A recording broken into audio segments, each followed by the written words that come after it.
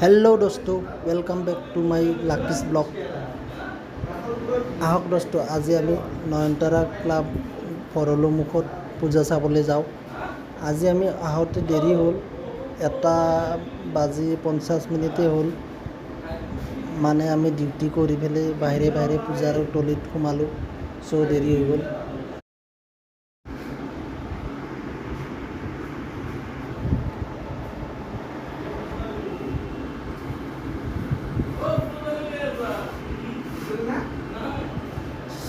নয়নতাৰা ক্লাবত পূজা চাবলৈ আহিব দোস্তো।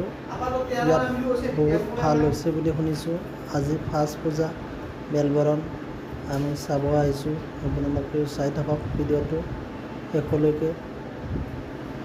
ইয়াতে কেম্পাৰ এডভাৰটাইজ দিছে।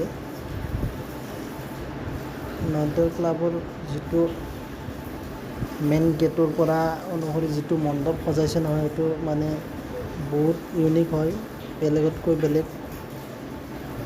নাৰ্চাৰী ডিজাইনত মানে কৰিছে। ইয়াতে গছ গছনি আছে আৰু দেৱী মাৰ মূৰ্তিও গছৰ পাতেৰে সজাইছে। বহুত ভাল লাগিছে, আপোনালোকে চাবলৈ আহিব। তোমাৰ পৰা ভৰলু নয়নতাৰা ক্লাব পূজাত।